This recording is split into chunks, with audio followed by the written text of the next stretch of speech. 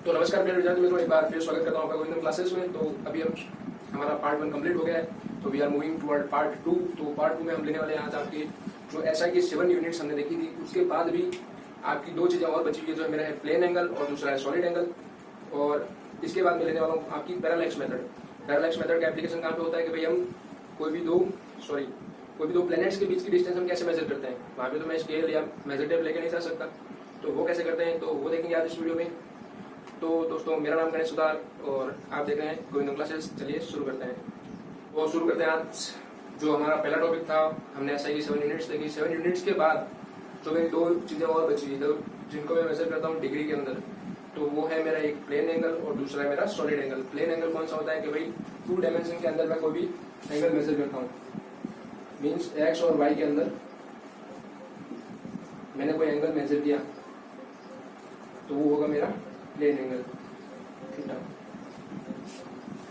Plane angle का application आप 2D के अंदर करेंगे। और इसके बाद आपका जो थर्ड ने शायद 4th चैप्टर है 2 डायमेंशनल मोशन, तो उसके अंदर आप प्लेन एंगल का एप्लीकेशन भर के करने वाले हैं। और जो मेरा दूसरा है सॉलिड एंगल, तो सॉलिड एंगल का एप्लीकेशन आप करेंगे आपके लगभग एनसीईआरटी के 11th-12th के सिलेबस के अंदर सॉलिड एंगल का कोई एप्लीकेशन नहीं है।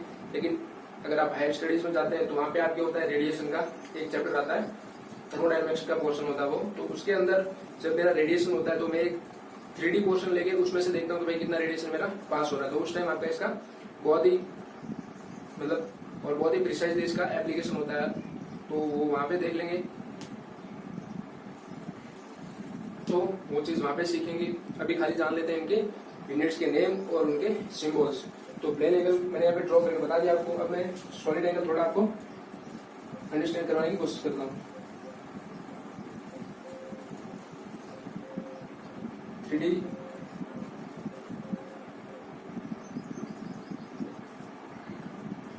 यहाँ पे ये मेरा 2 डायमेंशनल एंगल है। जब मैं 3D के अंदर कोई एंगल मेजर करता हूँ, फॉर एग्जाम्पल मेरे पास कोई बॉल है,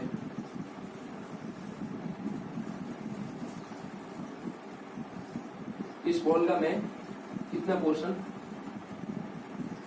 इसके सेंटर से मेजर करने की कोशिश करूंगा। जो मुझे एंगल मिलेगा वो एंगल मेरा होगा सॉलिड एंगल। तो इसको मैं अगर रिप्रेजेंट करने की कोशिश करूं तो ये कुछ इस टाइप का होगा।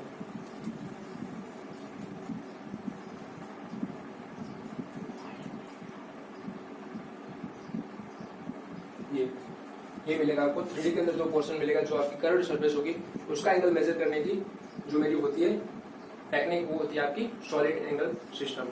तो जैसा हमने 7 बेस यूनिट्स में देखा था, यूनिट उसका नेम और उसका सिंबल। तो अभी है मेरी यूनिट है प्लेन एंगल, तो इसका नेम मैंने लिया है रेडियन के अंदर। यहाँ पे एक इंपॉर्टेंट चीज है, जनरली हम थीटा को मेजर करते हैं डिग्री के अंदर, लेकिन एसआई सिस्टम ने एंगल को मेजर किया है रेडियन के अंदर। अब आपको डिग्री से रेडियन में ट्रांसफॉर्मेशन भी आना चाहिए, तो वो एक छोटा सा क्वेश्चन है, वो मैं आपको बता दूंगा। तो अभी खाली इतना जानो कि इसका नाम है रेडियन और इसका सिंबल है मेरा डी थीटा। फिर इसके बाद है मेरा सॉलिड एंगल।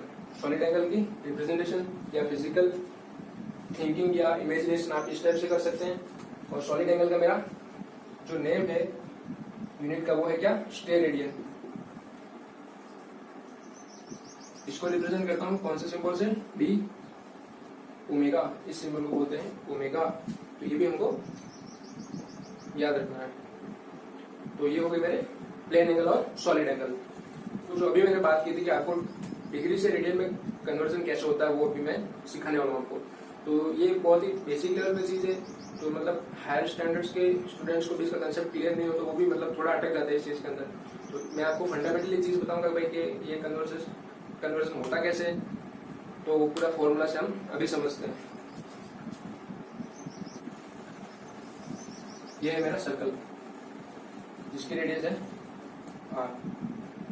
तो ये तो आपको पता होगा कि एक सर्कल अपनी पूरी पेरिफेरी को कवर करने के लिए कितने डिग्री मूव करता है, 360 डिग्री। और अगर मैं कह दूं कि मेरी रेडियस यूनिट है, यानी कि 1 सेंटीमीटर, मीटर, मिलीमीटर, कुछ भी हो सकता है, तो तब मेरी क्या कंडीशन होगी, 2 pi into R is equal to आपका कितना डिग्री हो जाएगा 360 डिग्री। यानी मैं क्या कह सकता हूँ कि इतनी पेरिफेरी के लिए मेरे पास कितना है 360 डिग्री, और अगर मेरी रेडियस यूनिट है तो मैं इसको 1 कंसिडर करके क्या लिख सकता हूँ कि 2 पाई मेरा कितना हो जाएगा 360 डिग्री, यानी 2 pi radian is equal to 360 degree.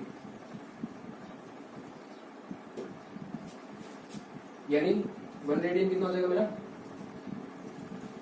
Is equal to 360 divide by 2 pi, यानी 1 रेडियन इसके इक्वल हो गया आपका 180 डिवाइड बाय पाई। ये होता है आपका 1 रेडियन की वैल्यू। अब 1 डिग्री कितना होता है तो यहां से देखते हैं।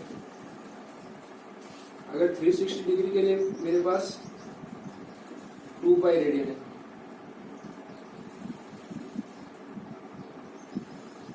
तो 1 डिग्री के लिए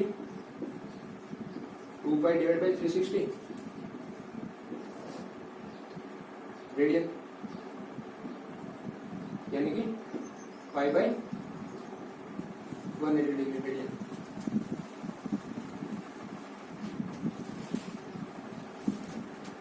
ये होती मेरी 1 डिग्री की वैल्यू।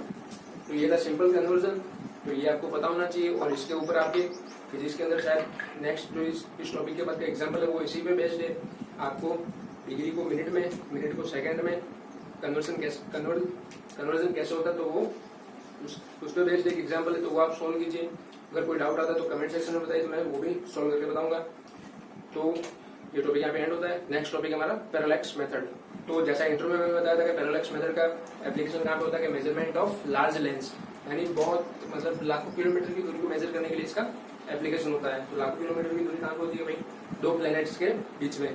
तो 2 प्लैनेट्स के बीच में ना तो ऐसा कोई मीडियम होता है कि वहां पे जाकर स्केल लेके या कुछ मेजर टेप लेके ऐसा कुछ करके मैं वहां मेजर भी नहीं कर सकता। तो वहां पे हम यूज करते हैं इस पैरेलैक्स मेथड का। तो पैरेलैक्स मेथड कैसे अप्लाइड होती है और क्या इसकी मेथडोलॉजी है वो भी देखते हैं। तो ये है मेरा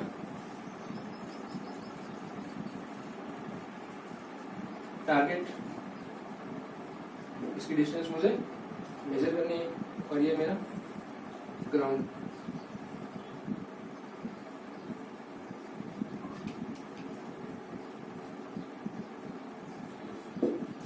तो इससे मेजरमेंट करते कैसे हैं, तो इस पॉइंट पे मैं खड़ा रहकर किसी टेलीस्कोप के माध्यम से देखता हूं कि भाई ये मेरी पहली ऑब्जर्वेशन पॉइंट होगा। फिर मैं यहां से मूव करता हूं दूसरे पॉइंट पे, ये है मेरा सेकंड ऑब्जर्वेशन पॉइंट। और फिर यहां से फिर मैं टेलीस्कोप लगा के इस चीज को देखता हूं। तो ऐसा करने से क्या मिलेगा मुझे मिल जाएगा इसके बीच का एंगल थीटा। और ये क्या होगी, ये होगी मेरी इस ग्राउंड से इस प्लेनेट की डिस्टेंस कैपिटल डी। और इन 2 ऑब्जर्वेशन सोर्सेज के बीच की जो मेरी डिस्टेंस है उसको मैंने बेस बोल दिया, ये होगा मेरा बेस। तो अब इस चीज के पीछे का कंसेप्ट क्या है वो देख लेते हैं। हमें जनरली पता है कि क्या होता है,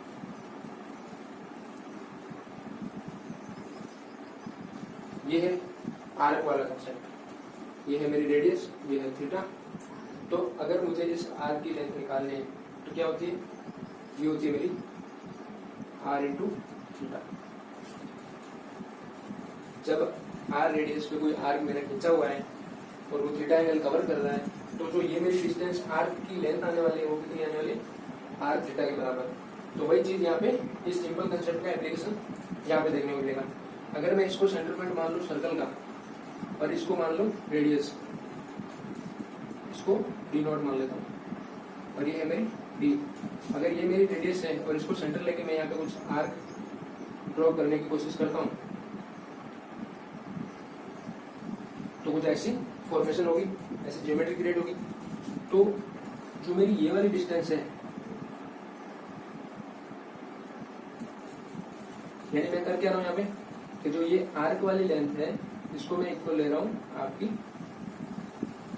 बेस के बराबर। क्यों ले रहा हूँ?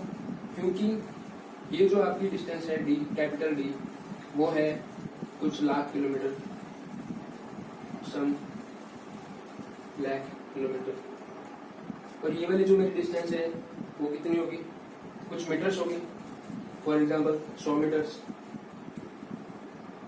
या ज्यादा से ज्यादा क्या ले लो, 1 किलोमीटर ले लो, कितनी होगी?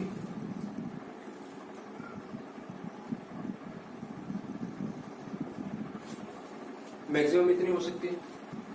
तो कुछ लाख किलोमीटर के सामने, लाख रुपए के सामने 1 रुपए की जो कीमत होती है वही यहाँ पे वही वाला कंसेप्ट है कि भाई 1 लाख रुपए के सामने 1 रुपए की कोई वैल्यू नहीं होती। तो मैं क्या कर सकता हूँ, इसको नेग्लेक्ट कर सकता हूँ। यानी मैं क्या कह सकता हूँ कि जो मेरी T0 है ये वाली,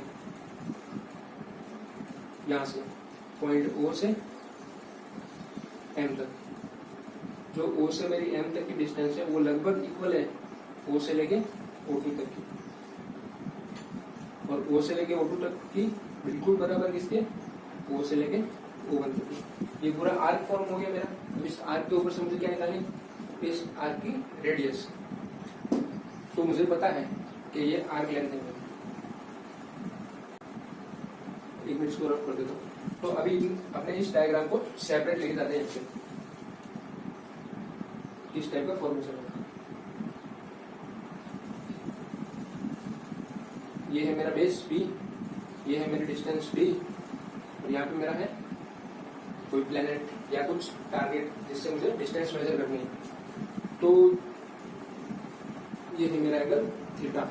तो मुझे पता है कि ये आर्क लेंथ AB, यहाँ पे मैं लिख देता हूँ। तो AB की आर्क लेंथ, ऐसे आर्क शो करते हैं, वो मेरे लगभग इक्वल मानिए AB लाइन सेगमेंट के, और AB की वैल्यू क्या होगी मेरी? ये लगभग मैंने इक्वल मान लिया, क्योंकि इतने डिस्टेंस के सामने भाई इतने डिस्टेंस का कोई मीनिंग ही नहीं रहता था। तो अब AB कितना होगा मेरे? AB आर्क लेंथ कितनी होगी? वो होगी आपकी D थीटा के बराबर होगी ना। R इंटू थीटा क्या मिलेगा मुझे इससे? Arc length. तो रेडियस इंटू थीटा, ये क्या देगा मुझे? इस आर्क की लेंथ। और ये मेरे किसके इक्वल है? लाइन सेगमेंट AB के। वो क्या है मेरा? बेस। तो यहाँ से मुझे क्या मिल गया? मुझे निकालना था D। तो D को सब्जेक्ट बना के D equal to B by theta, ये मिल गई मुझे दो प्लेनेट के बीच की डिस्टेंस।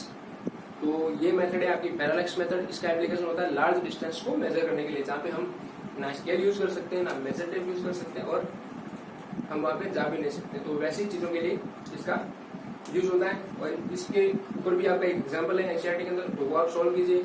अगर कुछ डाउट आता है तो कमेंट कीजिए। तो ये यहाँ पे पैरालैक्स मेथड आपकी पूरी होती है। तो दोस्तों आज का सेशन यहीं पे करते हैं कंक्लूड। अगले सेशन में बात करेंगे आपकी नेक्स्ट टॉपिक की, जो आपका है जो भी है वो पढ़ेंगे। और तब तक के लिए देखिए गोविंदम क्लासेस को, शेयर कीजिए इस वीडियो को, लाइक कीजिए अगर आपको पसंद आया हो तो, और पढ़ते रहिए इस लॉकडाउन के टाइम पीरियड में। जय हिंद दोस्तों।